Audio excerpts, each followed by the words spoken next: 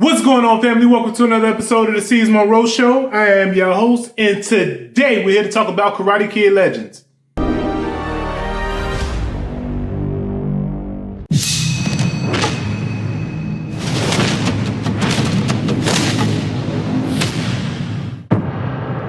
You want to talk about it? My mom wants us to leave everything behind. Sometimes it is the only way to move forward. You come to America. New rules. New school. No fighting. You make any friends? Yeah, I did. One. What's his name? Mia? You study karate or something? Kung Fu. Used to. I don't do any of that anymore.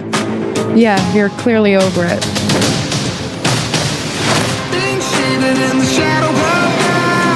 Who's your friend?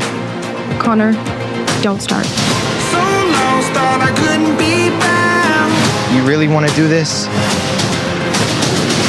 You can't step to guys like him. He wins the 5 boroughs every year. It's the biggest tournament in the city. In life, you have only one question. Is it worth fighting for it or not? So we're just supposed to let him fight. So that he can end up like his brother. So that he does not end up like his brother. Lee means to me what you meant to Sensei Miyagi. I want Lee to learn Miyagi karate. I'm sorry, Mr. Han. I wish I could help you. You will. I'm not coming to New York. I will see you in the Big Apple.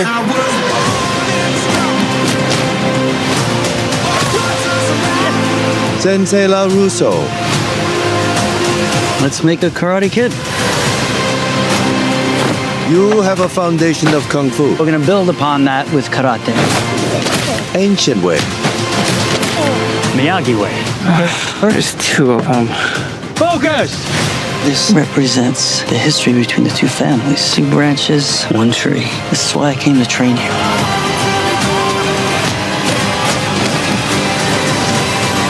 Remember what you're fighting for. When you understand that, you'll be ready.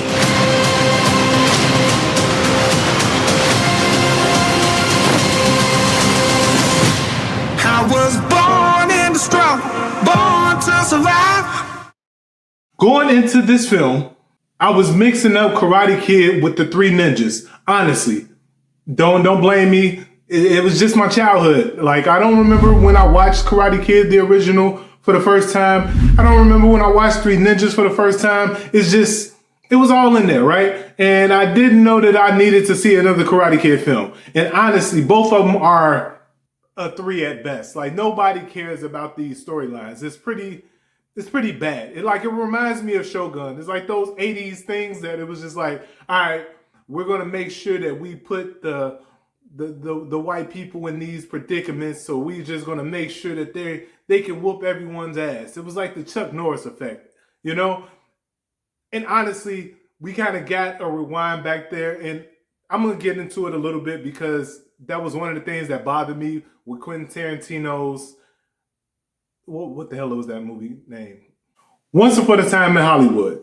Quentin Tarantino's Once Upon a Time in Hollywood had this depiction of Brad Pitt's character. I forgot he was like a stuntman, and he was whooping Bruce Lee's ass like Bruce Lee wasn't the truth.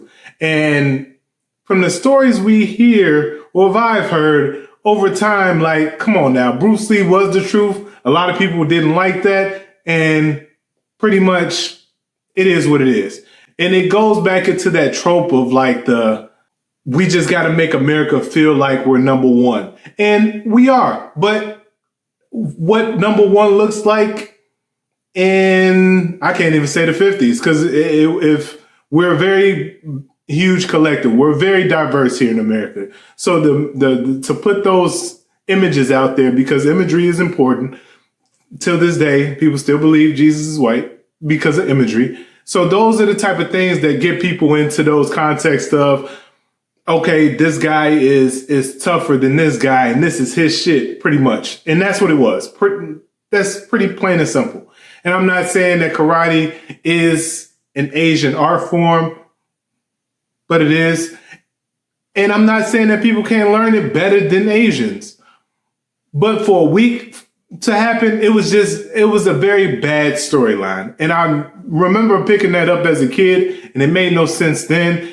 And it was just like, why is this happening? And then you go back into like all the Disney stuff that's happening right now with the LGBTQ agendas and putting black people in random predicaments just because they're black, as far as putting them into these shows just to get a buzz out of it. And again, I'm not against that. I'm not against the tropes.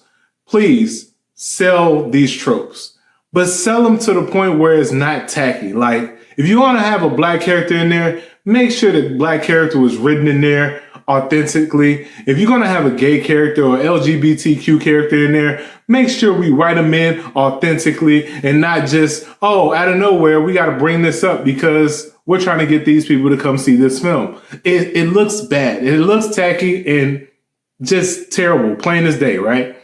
I said all that to say this.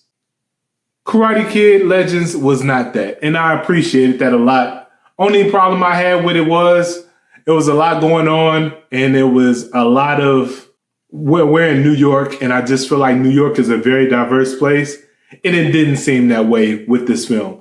Other than that, I feel like this film was good. I'm going to give it my highest rating that I've gave a movie in about a month now. It's a very long time to me in movie years, I guess. I'm going to give it a 7.5. The reason is this movie has rewatchability. I thought it was enjoyable. I can't wait to take my children to go see it. On top of that, this film brought in a more entertainment factor, whereas before it wasn't necessarily needed to be in, as far as this culture of why is this dojo doing these competitions?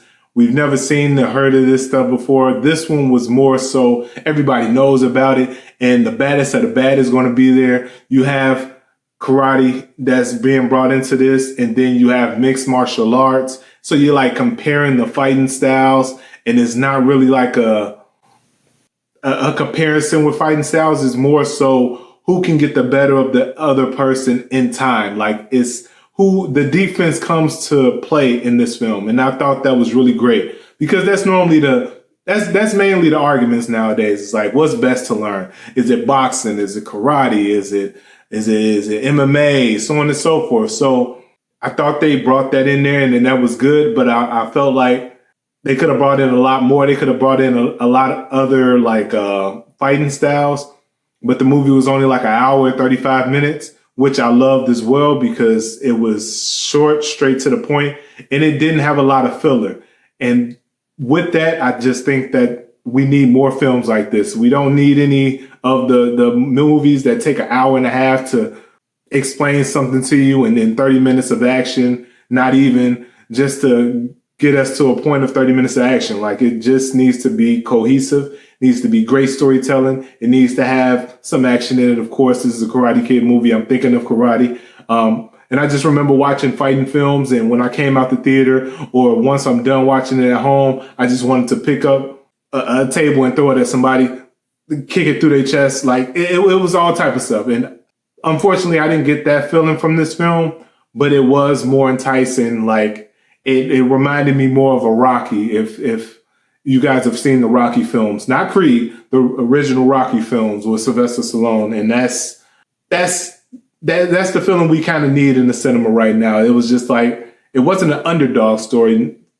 It wasn't an underdog story. I can't consider it an underdog story because I just feel like with that comes this trope of he just was told he couldn't make it in life, and then he made it. And it wasn't that. It was actually, he came from a privileged side of life and it worked out for him. And a lot of these arguments come up between me and my friends. Is like, man, is the hood really the best place to be a b-ball player from now? Because these kids with all these scholarships and all this money behind them, they're playing a lot better. And I'm like, of course, like, we used to have to play on concrete. They have gyms to go to. Like, there's a difference. And on top of that, if they take the pride in their sport or take the pride in whatever they do, of course, they're going to be better academically, physically, emotionally, because they have the what's the word I'm looking for? Just the structure.